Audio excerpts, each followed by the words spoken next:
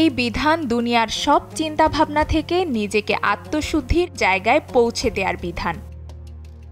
স্থির চিত্তে আল্লাহর সান্নিধ্যে নিয়ে যাওয়ার এই বিধানের নাম ইতিকাফ, যা মানুষকে শুধুমাত্র আখিরাতের জন্য প্রস্তুত করে না, দুনিয়ার জীবনেও আনে অসাধারণ পরিবর্তন। একে বলা যায় এক ধরনের আত্মিক প্রশান্তির মাধ্যম, যা আমাদের মানসিক স্বাস্থ্যের পাশাপাশি পারিবারিক ও সামাজিক জীবনেও ইতিবাচক প্রভাব ফেলে। ধর্মীয়ভাবে ইতিকাফের সামাজিক গুরুত্ব অনেক। রোজা হলো পার্থিব আসক্তি থেকে নিজেকে মুক্ত করার সংযম। এই সংযমের চূড়ান্ত রূপ ইতিকাফ। এই বিশেষ ইবাদত রমজানের শেষ 10 দিনকে আরও তাৎপর্যময় করে তোলে। যারা ইতিকাফ করেন তারা মূলত নির্দিষ্ট একটা সময়ের জন্য দৈনন্দিন ব্যস্ততা থেকে নিজেদের দূরে সরিয়ে নিয়ে যান। এই নিরবচ্ছিন্ন সময়টুকু তাদের চিন্তাভাবনাকে শুদ্ধ করে, মনকে শান্ত করে এবং জীবনের আসল উদ্দেশ্য নিয়ে ভাবতে শেখায়, নিজেকে নতুনভাবে আবিষ্কার করতে শেখায়। ইতিকাফকারীদের পুরো 10 দিন মসজিদে অবস্থান করতে হয়, সম্পূর্ণরূপে আল্লাহর ইবাদতে মগ্ন থাকতে হয়। এ সময় একজন মুসলিম দুনিয়ার সকল ব্যস্ততা থেকে বিচ্ছিন্ন হয়ে পরিপূর্ণভাবে আল্লাহর দিকে মনোনিবেশ করেন। এই সংযোগের অনুভূতি যেন সারা জীবন তার সঙ্গে থাকে, সেটি ইতিকাফের শিক্ষা। ইতিকাফ মানসিক চাপ দূর করতে কার্যকর ভূমিকা রাখে। যখন কেউ নির্জনে থেকে ইবাদত ও আত্মসমালোচনার মাধ্যমে নিজের জীবনকে নিয়ে চিন্তা করে, তখন তার হৃদয়ে প্রশান্তি নেমে আসে। মেডিটেশনের মতো আত্মবিশ্বাস বাড়ায়, আত্মনিয়ন্ত্রণ শেখায়।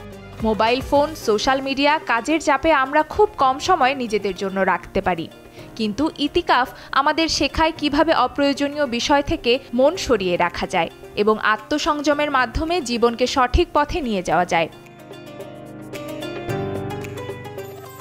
একজন ব্যক্তি যখন ইতিকাফে বসেন, তখন তিনি কুরআন ও হাদিসের আলোকে নিজের জীবন পর্যালোচনা করতে পারেন।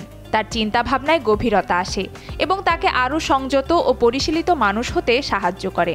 এই মাহে রমজানের শেষ 10 দিন ইতিকাফ করাকে সুন্নতে মুআক্কাদা কিফায়া বলে, অর্থাৎ মহল্লার কয়েকজন আদায় করলে সবার পক্ষ থেকে আদায় হয়ে যাবে, কিন্তু কেউ আদায় না করলে সবাই হবে গুনাহগার। ইতিকাফকারী রমজানের 20তম দিনের সূর্য ডোবার আগেই নিয়ত করে মসজিদে প্রবেশ করেন। এজন্য আগেভাগেই প্রস্তুত হওয়া উচিত। রমজানের শেষ দশকের কাজকর্ম আগেই সেরে নেওয়া উচিত। পরিবারের দায়িত্ব থাকলে তা আদায় করা, বাজাই সদাই করে দেওয়া, 10 দিনের আয় রোজগার আগেই প্রস্তুত রাখতে হবে, যাতে ইতিকাফের সময় পরিবারের লোকজন কোনো ধরনের সমস্যায় না পড়ে। ইতিকাফকারী আল্লাহর ঘরে অবস্থান করেন এবং সার্বক্ষণিক ইবাদতের সওয়াব অর্জন করেন। রাসূলুল্লাহ সাল্লাল্লাহু আলাইহি সাল্লাম বলেছেন, যে ব্যক্তি একদিন ইতিকাফ করে, আল্লাহ তার ও জাহান্নামের মধ্যে 3টি খন্দকের দূরত্ব সৃষ্টি করেন, যা আকাশ ও জমিনের ব্যবধানের চেয়েও বেশি। ইতিকাফের মাধ্যমে কোরআন সম্পর্কেও গভীরভাবে জানা যায়। এটি শুধু মুখে উচ্চারণ করার জন্য নয়, বরং গভীর চিন্তাভাবনার জন্য।